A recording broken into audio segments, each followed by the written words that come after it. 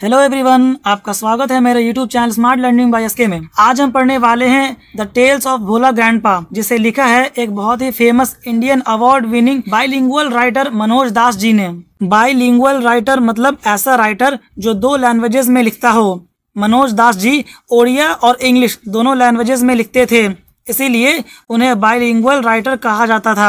दोस्तों, आज मैं आपको एक ऐसे इंसान की कहानियां सुनाने वाला हूँ जो ना सिर्फ ऑथर के गांव की एक अनोखी पर्सनालिटी थे, बल्कि उनकी बातें सुनकर आपको हंसी भी आएगी और हैरानी भी होगी। दरअसल भोला ग्रैंडपा को भूलने की आदत है, इसी पर पूरी कहानी बेस्ड है। बहुत ही इंटरेस्टिंग कहानी है। चलिए बिना टाइम बर्बाद किए शुरू करते हैं। अच्छा हाँ, और एक बात, जहाँ भी मैं अपनी बात करता हूँगा, मतलब कि हमारे गाँव के या मैंने देखा, तो आप समझ लीजिएगा कि मैं ऑथर की बात कर रहा हूँ। जहाँ पर भी मैं अपनी बात कर रहा हूँगा, आप समझ लीजिएगा कि मैं ऑथर की बात कर रहा हूँ। वो बंगाली में क्या कहते हैं, आमी जेखाने निजेर कथा बोलबो आपनी बुझे नेबेन कि आमी लेखकेर कथा बोलची।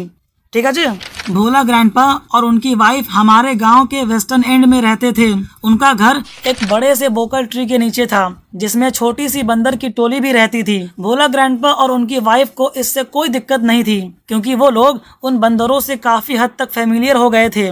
उनका कहना था कि वो बंदर उनके घर के रखवाले हैं। एक बार की बात है, एक चांदनी रात में हम लोग एक फेस्टिवल से वापस आ रहे थे। रात काफी लंबी और कोहरे से भरी थी, जिस वजह से सामने देखना भी मुश्किल हो रहा था। मैं गांव के चौकीदार के कंधे पर बैठा हुआ था, क्योंकि रात के समय छोटे बच्चों को ऐसे ही संभाल कर चलना पड़ता है। अचानक भोला ग्रैंडपा जोर से चीख पड़े। सब लोग हैरान हो गए और हमने तुरंत रुकने का फैसला किया। जब पूछा गया तो पता चला कि भोला ग्रैंडपा अपने पोते को भी फेस्टिवल ले गए थे। उन्होंने अपने पोते के 2 उंगलियों को जोर से पकड़ रखा था, लेकिन उन्हें पता ही नहीं चला कब उनकी उंगलियां फिसल गई। बस वो ऐसे ही चलते रहे, बिना रियलाइज किए कि उनका पोता उनसे बिछड़ चुका है। जब किसी ने पूछा कि भोला ग्रैंडपा आपने क्या पकड़ रखा है, तब उनको याद आया कि उनका पोता तो पीछे ही रह गया, और वो जोर से चीख पड़े। अब सबको टेंशन होने लगी, पर मेरे फादर ने तुरंत 2 तेज आंखों वाले लोगों को भोला ग्रैंडपा के साथ वापस फेस्टिवल में भेजा कि वो उस बच्चे को ढूंढ कर ले आए।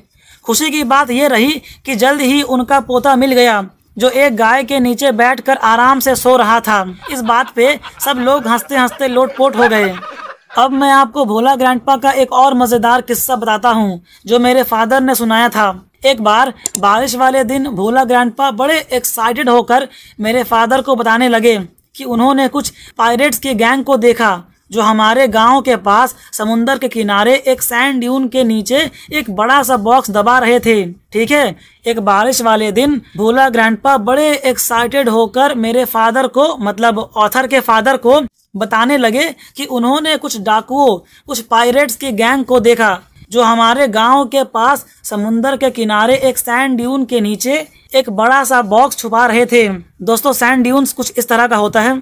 उनका कहना था कि वो जरूर कोई खजाना होगा। बस क्या था, मेरे फादर और उनके दोस्तों ने तुरंत खजाना ढूंढने का फैसला किया। शाम ढल गई, रात हो गई, और चांदनी रात में भेड़िए भी चीखने लगे।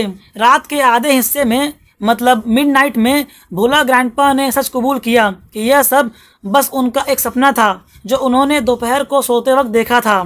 सब लोग पहले थोड़ा नाराज हुए, लेकिन फिर हंसी का माहौल बन गया। अब मैं आपको बताता हूँ भोला ग्रैंडपा का सबसे बड़ा एडवेंचर, जो उनके सुंदरबन के सफर में हुआ था। उन दिनों रॉयल बंगाल टाइगर्स वहाँ के घने जंगल में आराम से घूमते थे। लोग हमेशा ग्रुप्स बना करके ही चलते थे, खासकर सूरज ढलने के बाद। एक शाम भोला ग्रैंडपा बाजार से वापस आ रहे थे, जब उन्होंने अपने पीछे 5 यार्ड्स की दूरी पर एक रॉयल बंगाल टाइगर की दहाड़ सुनी। भोला ग्रैंडपा ने पलट कर देखा तो टाइगर उनकी तरफ घूर रहा था। अब भोला ग्रैंडपा को कुछ समझ नहीं आ रहा था कि क्या करे। हमने आओ देखा ना, चट्टा देखा। तो उन्होंने तुरंत पास के एक बनियन ट्री पर चढ़कर अपनी जान बचाई। टाइगर ने जोर जोर से दहाड़ने के बाद पेड़ के चक्कर काटने शुरू कर दिए। लगभग 100 चक्कर काटने के बाद वो एक झाड़ी के नीचे बैठकर भोला ग्रैंडपा को घूरने लगा। जंगल रात तो काफी खामोश हो गया, और भोला ग्रैंडपा सिर्फ टाइगर के पूंछ से सूखे पत्तों की आवाज सुनते रहे। घंटों बीत गए। सुबह का सूरज निकलते ही भोला ग्रैंडपा नीचे उतरे और थोड़ा दूर एक हिल पर कुछ लोगों को देखा। भोला ग्रैंडपा उन लोगों के पास गए और जो भी उन्हें पहले दिखा उन्होंने उनसे पानी मांगा। उस आदमी ने टाइगर को इंतजार करते हुए देखा था। वो कंफ्यूज था। उसने पूछा, क्या आपने टाइगर को देखा नहीं? वो आपको खा क्यों नहीं गया? तब भोला ग्रैंडपा को याद आया कि उनका टाइगर से सामना हुआ था। जब उन्होंने टाइगर को देखा तो वो अपनी जान बचाकर सीधा घर की तरफ भाग लिए। दोस्तों, भोला ग्रैंडपा बहुत ही भुलक्कड़ थे। उनकी पूरी कहानी में भूलने की बात बहुत बार की गई है। अच्छा, 50 साल बाद भोला ग्रैंडपा 95 साल की उम्र में हम सबको हमेशा के लिए छोड़कर चले गए। उनकी 80 साल की वाइफ ने बहुत रोया। उन्होंने कहा, लगता है बूढ़े ने सांस लेना ही भूल गया होगा। और इसी के साथ ये कहानी यहीं पर खत्म होती है। दोस्तों, अगर आपको ये वीडियो अच्छा लगा है तो इस वीडियो को लाइक कर दीजिए और अपने क्लासमेट्स के साथ इस वीडियो को शेयर कर दीजिए ताकि वो भी समझ सके। और अगर आपको आने वाले सारे वीडियोस का अपडेट पहले चाहिए तो इस चैनल सब्सक्राइब कर लीजिए। और अगर आप चाहते हैं कि मैं इस वीडियो को बंगाली में बनाऊं तो नीचे कमेंट कर दीजिए। जब इस वीडियो पर 100 लाइक्स हो जाएंगे तो मैं इस वीडियो का बंगाली वर्जन जरूर अपलोड कर दूंगा। मिलता हूं आपसे नेक्स्ट वीडियो में।